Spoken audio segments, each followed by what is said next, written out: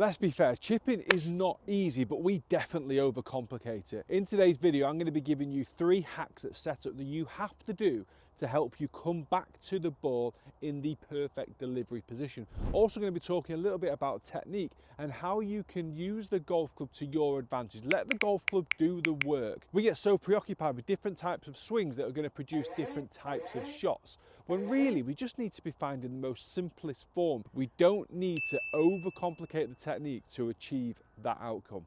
First important setup change you have to make is understanding where your hips need to be. Now at impact, I want your hips pointing around 30 degrees left of the golf ball as you strike the ball. So we want the lower body open to the golf ball as we come through impact. I also want the chest open as we come through impact as well. Now the golf swing with chipping is such a short swing. Sometimes we don't have all of that time to bring ourselves back to the desired position, especially if we start neutral with the body pointing at the golf ball. So what I want you to do is get an alignment stick or another golf club, line it up to your target to start with. So that would be perfectly parallel to my target, and I'm going to open it a little bit. Okay, there's no kind of science to that little bit, just open it up. Now as I take my setup, I'm going to now turn my belly button or my belt buckle on my trousers to the left of that golf ball. I'm going to follow it with my feet. Okay, so now I've got my lower body, my belly button, my legs pointing around about 6 inches left of the golf ball. Okay, that point now, as I deliver this golf club back into the ball, that's where I want my hips coming back to. A lot of the times I see players standing really square on, with the feet as well, really square onto the golf ball. They rotate away, which is good, but they rotate back to the golf ball and they don't get ahead. We want your lower body leading you to the ball. So you can see there I've got my weight moved into my left side. As I rotate back into my backswing, my hips now only maybe move around about back to the ball or maybe 10 degrees to the right of the ball, which means on the downswing I've got loads of time to get my hips now pointing at least 30 degrees left of the ball. And I can move my body into this follow-through position where I've got much more momentum, I've got that rotation, and that also allows me and encourages me, which is going to bring me on to hack number 2, to get my weight onto this lead side. Weight on the lead side is key because it really helps bring the angle of attack down. So the angle of attack is when the golf club works its way down onto the golf ball, okay? So we want this angle of attack coming in steeper into the ball. Now actually you could see this lie that I'm in right now is long grass. So if this club was to come in too shallow, then I would be taking out a lot of grass before the golf ball. So this steeper angle of attack allows the golf club to work down onto the golf ball more and take out this grass behind the ball. To encourage a steeper angle of attack, we can actually use the setup from hack number 1, which is obviously we've got the body now slightly open to target, and when we open the body up, it kind of helps us just stack a little bit more weight into this lead side. So I often say to my students, feel like this left hip is right over the top of your left heel. Okay, so you've got a good posture still, but the weight has moved across into that left heel. Spine angle now as well is pretty much just left edge of the golf ball. As you look at it, I can feel a lot more of my body weight onto my lead side. So 1 has got me open, 2 has got my weight into the lead side, and as I rotate off the golf ball, away from the golf ball, I'm still keeping the weight on this lead side, and you'll notice maybe even my left knee just bends a little bit more. What we've got to make sure we do then is rotate up and through the shot, which is going to be hack number 3. So we've got the weight into that lead, we've got the hips open, we've got the weight into that lead side. We can hit down on the golf ball, slight pull, hit down on the golf ball, and we can get the body weight open. Hack number 3 is all about rotation, and guess what?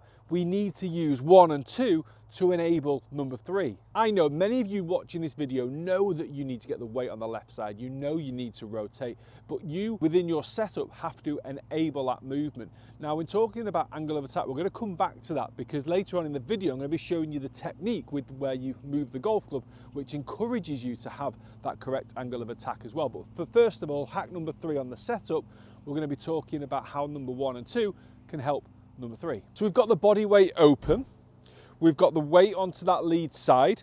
As we move into that backswing, this left knee will always bend a little bit more because you've got your weight stacked into there as your body's rotating.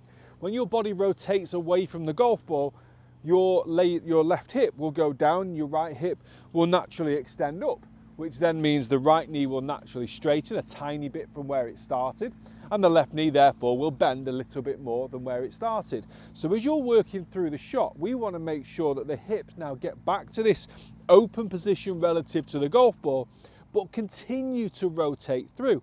Now you find it really hard to rotate around a bent left knee. You'll find it really hard to continue to turn if this left knee stays bent. So you've got to make sure that as you're rotating through, this left knee now starts to extend. And look how my body's finished. Look how I finished upright.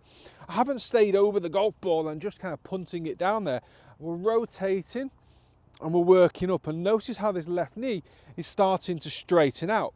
If I straighten out my left knee, it's easier to rotate. The polar opposite, if I keep this left knee bent, it's harder to rotate. So we get that set up, we get the body open, we get the weight into that lead side. Now we've got to make sure that this left knee starts to extend straight, and that allows my body to rotate nicely through the shot. Belt buckle and stomach are pointing at the target, and I've got a full rotation through the shot, even though I'm only hitting that ball 25 yards. But the body still needs to be active. The body still needs to move. We still need a really good setup. Those 3 hacks are massively going to help you. I know it. We're going to move on to a different type of golf shot now, but we're going to be putting these 3 hacks into play with a slight adjustment on how we swing the golf club. Right, so there's one swing thought I want you to have, and that's the understanding of where the golf club needs to travel during the golf swing. I see too many players get the club too much on the inside, and often we see that coming into the ball from a shallow angle of attack, so it means the golf club gets really low really soon, never really makes much contact with the ground, therefore doesn't get to the bottom of the ball, and often hits the middle of the ball or maybe just below the equator line of the golf ball. Also, what it does, it brings the path too much from the inside.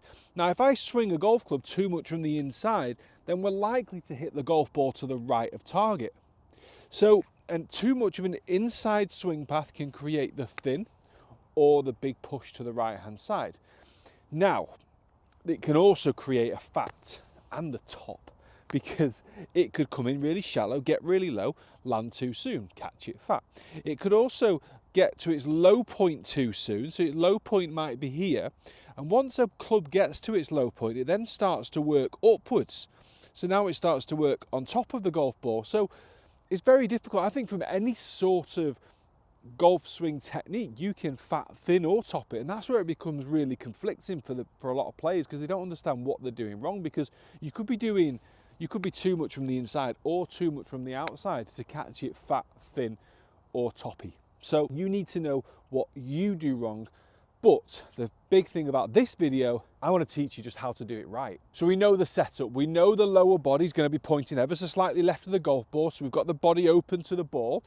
As a result of that, it enables us to get more into that lead side. So we've got the weight on the left side, it gets the upper body stacked more on top of the lower body, which allows us to hit down on the golf ball. Number 1 and number 2 allows us and encourages us, doesn't make us, it encourages us to rotate through the ball better. But where are you rotating from? Now, very, very simply, we need this golf club pointing straight down the target line as it gets to approximately waist height. That is your goal.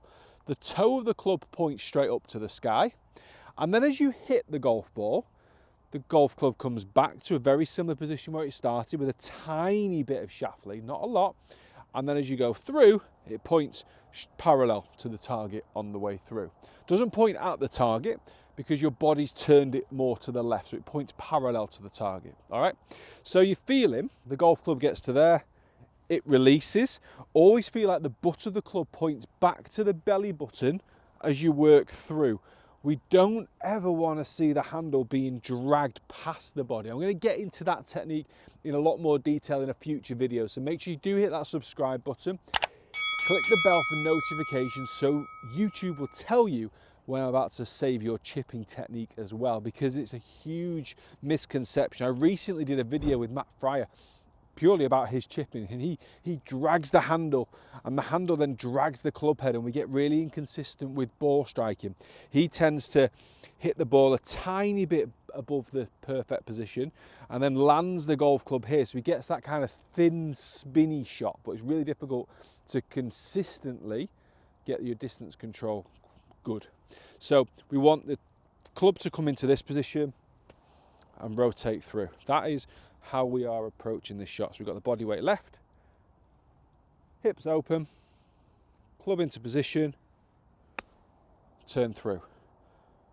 Beautiful strike, just overhit it. I haven't gone into too much detail about that releasing of the golf club, but I will do very, very soon, so make sure you don't miss that. I'm going to hit one more chip for you just so you can see the action of the body and where the golf club needs to travel during the swing, and we've combined that with those 3 setup hacks that you have to do, whether you're doing chip and run, out the rough, perfect lie, high, low, or a medium shot. There we go. Club selection is key as well for all these different types of shots. You saw the very first shot, we were coming from a thick rough, but we had loads of green to work with. I would often say to my players, go for your most lofted club out of the thick rough, because once the grass gets stuck between club face and ball, then you're going to reduce spin. So to add the spin back on, we stick some more loft on, which adds spin. Now in that particular shot, you could be slightly conflicted because you want loads of rollout. I could have probably hit, if it was a decent lie, I could have probably hit a 50 degree, landed it a third of the way on and let it run the 2/3. If it was a bit of a thickish lie and I needed a bigger swing to get through the thicker rough, I would have gone with the lob wedge. So I know that I can land it a bit further because I can hit it, because I need to hit it a bit harder because of the grass. So surveying the ground, surveying the lie, understanding how your clubs work is hugely important to combine it with these setup hacks. And that's why I said chipping is simple. We do overcomplicate it, but to completely go against everything I've just said, it's also quite tricky until you get into that rhythm and that routine of understanding exactly how you approach each shot. Then it becomes second nature. Guys, thank you so much for watching. I hope you've enjoyed the video. Hit that like, hit that bell for notifications. More importantly, please do hit that subscribe button, and I'll see you on the next video.